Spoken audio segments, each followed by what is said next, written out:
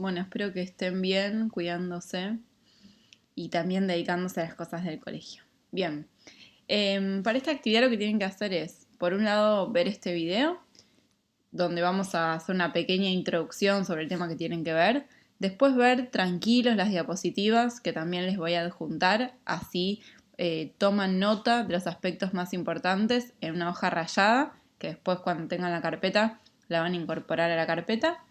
Y después vamos a entre todos a conformar un muro sobre el arte y la arquitectura en la Mesopotamia. Bien, el tema que vamos a empezar a ver es la aparición de los primeros estados. Nosotros, la clase pasada, la actividad pasada, ustedes tuvieron que ver cómo hacia el 3000 a.C. surge lo que se conoce como la historia, ¿sí? A raíz de la aparición de la escritura empezamos a hablar de los periodos históricos. La antigüedad, que es el primer periodo histórico, arranca en el 3000 antes de Cristo, en el momento en que aparece la escritura, y al mismo tiempo y no casualmente van a surgir los estados, ¿sí? ¿Por qué no casualmente? Porque justamente en la actividad de la clase pasada ustedes vieron cómo la escritura va a surgir como una herramienta para la organización de los estados, para su administración, ¿sí?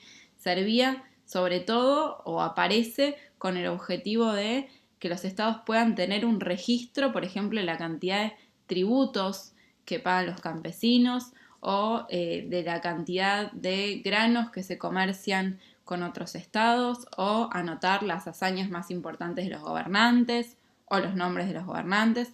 Es decir, la escritura y el estado surgen juntos, no de un modo casual, sino porque la escritura es una herramienta que va a utilizar el Estado para administrarse, para organizarse y para tener una noción de sus recursos y sus principales hechos históricos. Bien, entonces, hacia el 3000 van a aparecer los primeros estados eh, y les puse algunas características de los estados, algunas que continúan hasta hoy en día, que son las generales, y otras que obviamente se fueron modificando, ¿sí? Bien, una cuestión a tener en cuenta es que no es lo mismo decir gobierno que Estado, ¿sí? El Estado es la institución, el gobierno es un grupo, una persona que administra el Estado, que está a cargo del Estado por un tiempo determinado, ¿sí? Bien, todos los estados al mismo tiempo tienen funcionarios.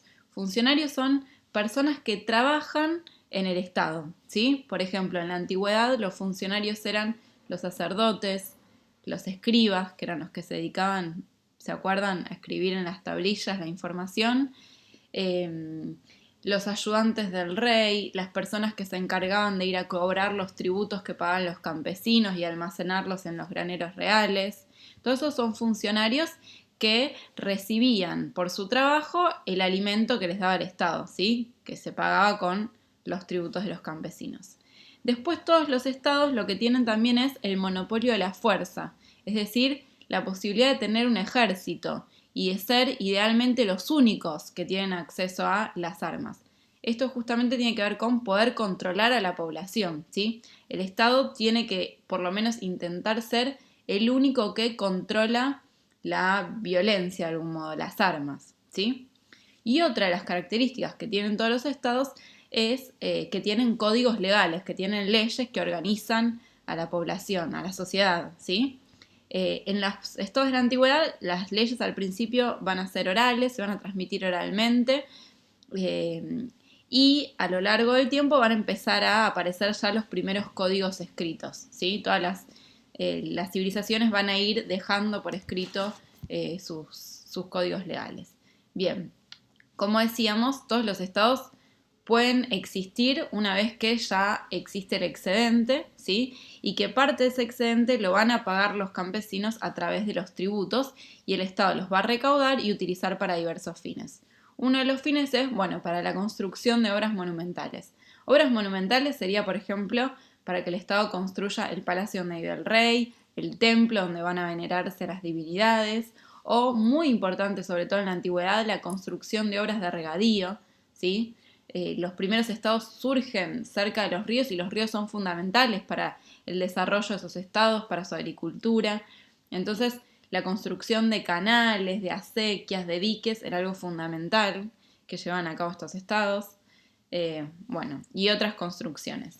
Después, justamente para poder mantener a las autoridades y a los funcionarios, ¿sí? Para que el sacerdote, el escriba, los gobernadores, etcétera, no se encarguen de ir de producir su alimento, sino que el Estado les garantice ese alimento para que ellos puedan especificarse en sus trabajos. Por otro lado, muchos de los tributos también se guardaban en graneros reales para momentos de sequía o de escasez o de inundaciones. Ahí el Estado los distribuía entre la población y algo también muy importante para el intercambio con otros estados, ¿sí? Por ejemplo, si uno tenía mucho trigo, como por ejemplo en el caso de Egipto, podía intercambiar con Grecia, por ejemplo, para obtener madera. Bien.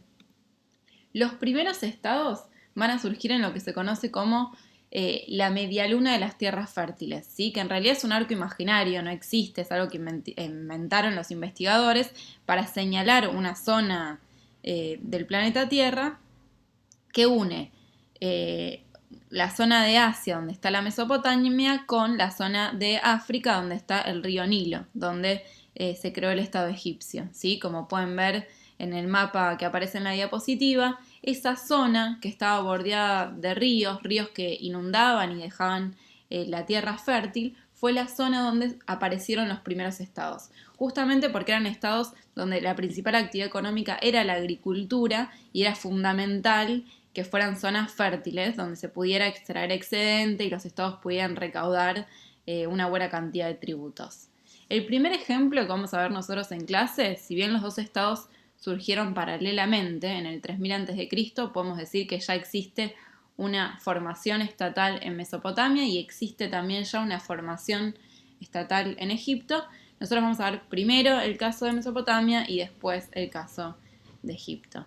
Entonces, la Mesopotamia, se dice Mesopotamia porque quiere decir en medio de los ríos, ¿sí? Del río Éufrates y el río Tigris. Ahí van a surgir los primeros estados, es el lugar también donde surge la escritura. ¿Sí? Ustedes la clase pasada averiguaron sobre la escritura, habíamos dicho que surgía en las ciudades-estado Sumer. Bueno, esas van a ser las primeras ciudades los primeros pequeños estados que surjan en la región de la Mesopotamia, ¿sí? La Mesopotamia entre el 3000 y el 1500 a.C. tuvo diferentes momentos políticos, momentos en que hay un estado unificado que gobierna en toda la región y momentos donde hay pequeños gobiernos, pequeñas ciudades que tienen control de algunos lugares pero que están todas fragmentadas, donde no hay una autoridad única que gobierne en todo el territorio, ¿sí?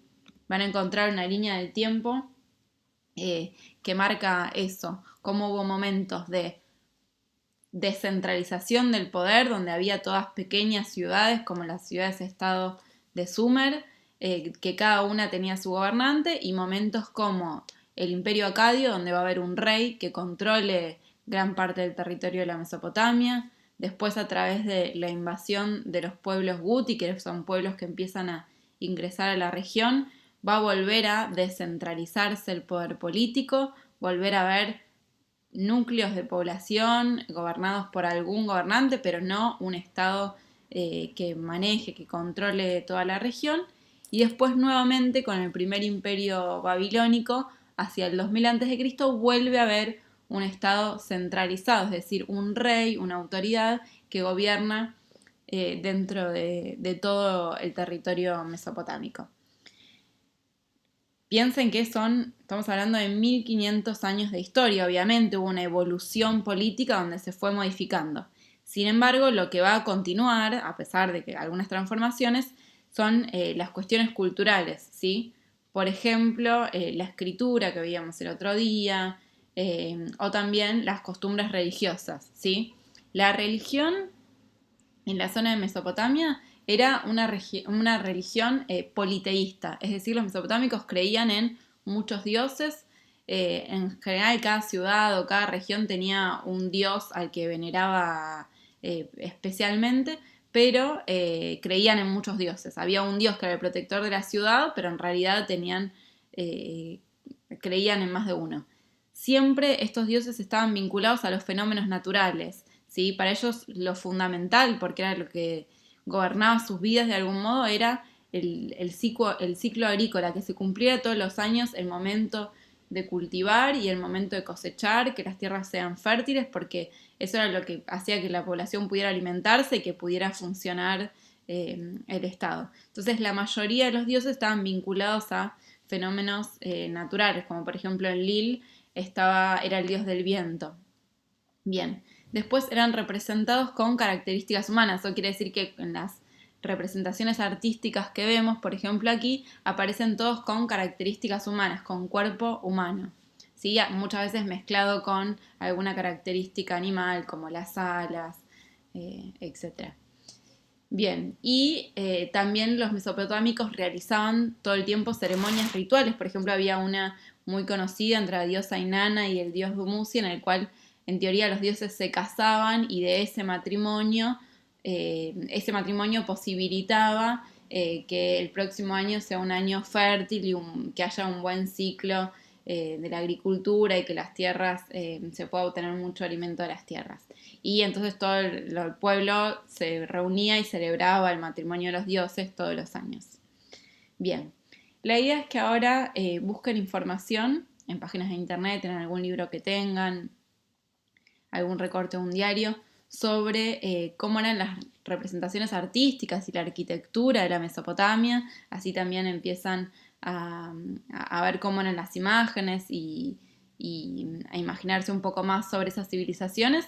Y con eso cada uno va a tener que elegir una representación artística y subirla al muro que les dejo en el link con una descripción de dónde es, de qué periodo y qué es lo que representa.